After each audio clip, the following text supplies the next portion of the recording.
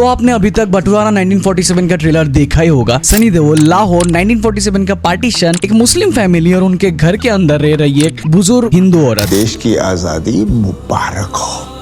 आपको भी बहुत मुबारक हो। तो ट्रेलर देखकर शायद आपको लगा होगा कि शायद ये सनी देओल का एक और पार्टीशन वाली फिल्म होगी, तो एक सेकंड के लिए बस रुक जाइए। तो सनी देओल गदर फैंस, अगर आप ये मूवी देखने की प्लान कर रहे हो तो आप सही जगह पे आए हो, क्योंकि फिल्म के पीछे की असली फैक्ट्स और कहानी आप जानोगे तो फिल्म आपको ज्यादा मजेदार और फिल्म की पूरी कॉन्टेक्स्ट एक बार में आपको समझ में आ जाएगा, वरना आपको ये फिल्म देखकर पैसा वेस्ट ना लगे। तो अगर मैं आपको कहूँ कि जिस कहानी पर ये फिल्म बटवारा 1947 बनी है, वो कहानी आज से पहले लगभग 4 डिकेड पहले बन चुकी है, और उस कहानी का सेंटर कोई बॉर्डर, कोई वार या फिर कोई पॉलिटिकल लीडर नहीं है, बल्कि लाहौर में रहने वाली एक बुजुर्ग हिंदू औरत थी। और सबसे इंटरेस्टिंग बात, और इस कहानी के लिखने वाले आदमी कोई बॉलीवुड का कोई फिल्म मेकर नहीं है, ना वो सनी देओल है, ना वो आमिर खान है, ना वो राजकुमार संतोषी है, वो थे असगर बजावत। तो अगर आप पहली बार असगर बजावत का नाम सुन रहे हो तो कोई दिक्कत नहीं, मैं आपको समझाता हूँ असली बात। तो पहले समझते कि ये आदमी था कौन। तो असगर बजावत हिंदी के एक राइटर, प्ले राइट, नोवेलिस्ट और प्रोफेसर रहे हैं। उन्होंने कहानियां लिखी, नोवेल्स लिखे,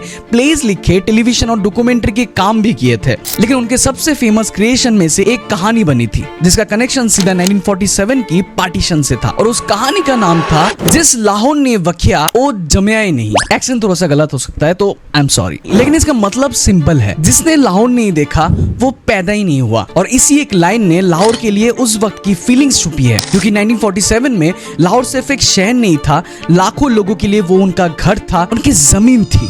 लेकिन फिर एक दिन सब कुछ बदल जाता है, इंडिया आजाद होता है, और साथ ही इंडिया और पाकिस्तान का बंटवारा हुआ था। एक बॉर्डर खींच दिया गया बीच में, और उस बॉर्डर के दोनों तरफ लोगों को अपने घर छोड़ना पड़ा। किसी का घर अमृतसर में रह गया था, किसी का लाहौर में, किसी का दिल्ली में, तो किसी का लखनऊ में। और इसी डिस्प्लेसमेंट के बीच असगर बजावत ने एक ऐसी कहानी इमेजिन की जहाँ पार्टीशन का सबसे बड़ा सवाल किसी पार्लियामेंट में नहीं, एक घर के अंदर पूछा जाता है। तो ट्रेलर शुरू होती है इंडिया से, जहाँ पार्टीशन के बाद एक मुस्लिम फैमिली यानी सिकंदर मिर्जा की फैमिली लखनऊ से माइग्रेट करके लाहौर पहुंचती है। उन्होंने खुद अपना घर छोड़ा था, उनके पास अब कुछ भी नहीं था, और पाकिस्तान पहुंचने के बाद उन्हें एक हवेली अलॉट की जाती है। कस्टडियन डिपार्टमेंट की रिकॉर्ड के मुताबिक वो घर अब उनका है। लेकिन जब वो फैमिली उस घर पे पहुंचता है तो एक प्रॉब्लम सामने आती है। अंदर एक बुजुर्ग हिंदू औरत रह रही थी, उनका नाम था रतन की माँ, और वो कहीं पे जाने के लिए तैयार ही नहीं थे। अब वही वो पॉइंट है जहाँ पे बटवारा 1947 की कहानी बहुत ही ज्यादा इंटरेस्टिंग हो जाती है, क्योंकि अगर आप सिर्फ ट्रेलर देखेंगे तो लगेगा कि एक हिंदू औरत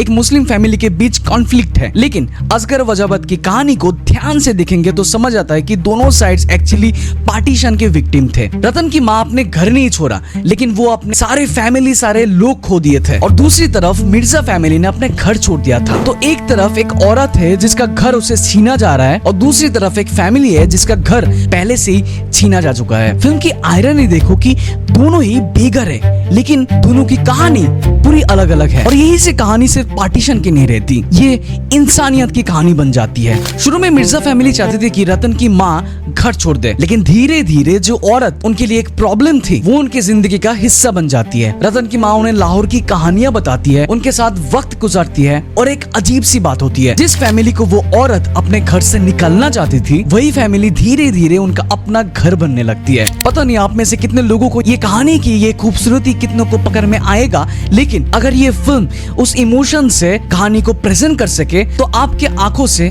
आंसू जरूर निकल देगा ये फिल्म। लेकिन एक हैप्पी कहानी में हमेशा कहानी हैप्पी नहीं होती है। तो कुछ लोगों को इस रिश्ते में इंसानियत नहीं बल्कि मौका दिखा था। धर्म को यूज करके लोगों को भड़काया जाता है। रतन की माँ को सिर्फ इसलिए टारगेट किया जाता है क्योंकि वो हिंदू थी। उनके घर मंदिर को लेकर झमेला होते हैं, और वही ट्रेलर का वो डायलॉग समझ में आती है, तोड़ दो। मंदिर तोड़ना इस्लाम नहीं है। क्योंकि असगर बजावत की कहानी का पॉइंट हिंदू वर्सेस इस्लाम बनाना नहीं था। पॉइंट ये थी कि जब रिलीजियस को इंसान के खिलाफ यूज किया जाता है तो सबसे पहले इंसानियत मरती है, और उसके बाद वो एक माँ है। और यही पे एक बार फिर से रुकने की जरूरत है, क्योंकि माँ सिर्फ एक इमोशनल डायलॉग नहीं है, ये पूरी कहानी का सेंटर पॉइंट है। रतन की माँ के लिए वो हवेली सिर्फ एक प्रॉपर्टी नहीं थी, वो उसकी जिंदगी थी, उसकी यादें थी, उसका लाहौर था, और इसीलिए वो उस घर को छोड़कर जाना नहीं चाहती थी। लेकिन यही पे कहानी खत्म नहीं होती है। असगर बजावत इस कॉन्फ्लिक्ट को थोड़ा आगे लेके जाती है। रतन की माँ की मौत हो जाती है, और उसकी मौत के बाद कहानी का सबसे बड़ा सवाल सामने आता है। अब आपको लग रहा होगा कि मैं ये स्टोरी कैसे ऐसे ही प्रेडिक्ट कर रहा हूँ। एक्चुअली में ये कहानी पहले ही पाकिस्तान में बैन हो चुकी थी। ये प्ले 1989 में बनाई गई थी। थोड़ा सा मैंने रिसर्च किया तो मेरे को ये सारे स्टोरीज पता चला। तो बैक टू द पॉइंट, रतन की माँ की मौत होने के बाद अब एक सवाल सामने आता है, उसका अंतिम संस्कार कौन करेगा। वैसे फिल्म में इस मेन कैरेक्टर को कैसे मारेगा मेकर्स, ये तो फिल्म आने के बाद ही पता चलेगा, लेकिन कहानी का मेन प्लॉट वही रहेगा और इसी कन्फ्रंटेशन का ओरिजिनल प्ले अपने क्लाइमेक्स तक लेके जाती है और शायद इसी वजह से ये कहानी बहुत ही स्ट्रॉन्ग बन जाती है। एक्चुअली क्या है ना, असगर वजावत की ये प्ले 1980s में लिखा गया था और 1989 में हबीब तनवीर की डायरेक्शन में इसको स्टेज में उतारा गया था और इसके बाद ये सिर्फ इंडिया तक लिमिटेड नहीं रही, बल्कि Lahore, Karachi, Dubai, Sydney, New York, in fact कई सारे देशों में इसका स्टेजिंग हुआ था। और यहीं पे एक बात इंटरेस्टिंग हो जाती है, ये कोई 1-2 शोज वाला प्ले नहीं था। मुंबई की अंक थिएटर ग्रुप की प्रोडक्शन से इसे 400 से ज्यादा बार स्टेज किया गया था और 2 टिकट से ज्यादा उसे परफॉर्म किया गया था और 2026 में भी इसका 410th शो एनसीपीए मुंबई में शेड्यूल हुआ था। मतलब 37 साल पुरानी एक थिएटर आज भी लोगों को थिएटर हॉल में बिठाकर रुला देती है। और अब समझ में आता है कि राजकुमार संतोषी ने इस कहानी को फिल्म में क्यों उतारा है, क्योंकि बंटवारा 1947 का ट्रेलर जितना सनी देओल का एक्शन और इमोशन को सेल कर रहा है, उसके पीछे एक बहुत ही पुरानी ह्यूमन स्टोरी खड़ी है। एक ऐसी स्टोरी जो 1947 के पार्टीशन को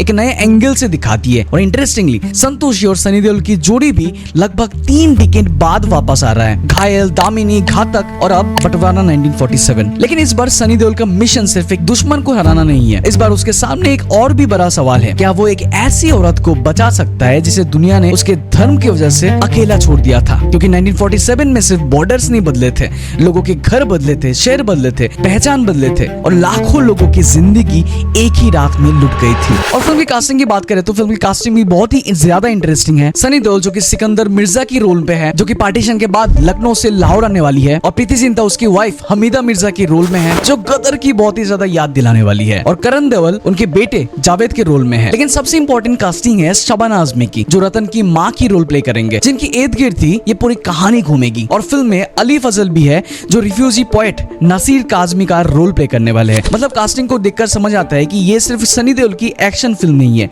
इस कहानी का असली सेंटर पॉइंट एक घर है और उस घर में रहने वाली एक माँ है। और फिर कास्ट में एक और इंटरेस्टिंग नाम है, विकी कौशल। हाँ, विकी कौशल भी फिल्म का हिस्सा है, ऑल्दो उनका एग्जैक्ट रोल मेकर्स ने अभी तक प्रोमिनेंटली रिवील नहीं किया है। और फिल्म में अभिमन्यु सिंह, मिथुन चक्रवर्ती और कई और एक्टर्स भी इंपॉर्टेंट रोल में हैं। लेकिन आप पूरी कास्टिंग को आप एक साथ देखें तो एक चीज क्लियर है, बंटवारा 1947 सिर्फ सनी देओल की फिल्म नहीं है। सनी देओल ऑडियंस को थिएटर तक खींचने में सबसे बड़ा नाम जरूर हो सकता है, लेकिन जिस कहानी पर यह फिल्म बनी है उस कहानी का असली इमोशनल वेट शबाना आजमी की कैरेक्टर रतन की माँ के पास है। तो 14 अगस्त को ये फिल्म रिलीज होने वाली है। फिल्म को लेकर आप कितना एक्साइटेड हो कमेंट में जरूर बताना, मैं हर एक कमेंट का रिप्लाई जरूर करता हूँ। और अगर मैंने कुछ मिस कर दिया है तो वो भी कमेंट में बताना। और पता है यार, वीडियो थोड़े से भी इंफॉर्मेटिव लगे तो यार प्लीज एक बार लाइक कर दो, इससे ना बहुत ही मोटिवेशन मिलती है। और ऐसी वीडियोस के लिए चैनल को सब्सक्राइब जरूर कर लेना, क्योंकि मैं आपके लिए ऐसे वीडियोस हमेशा लाता रहूंगा। वैसे रामायण की ट्रेलर की ब्रेकडाउन मैंने इस वाले वीडियो पे बता दिया है, एक बार जरूर चेक कर लेना। मैं आपसे वहीं पे मिलता हूँ। Bye bye and take care.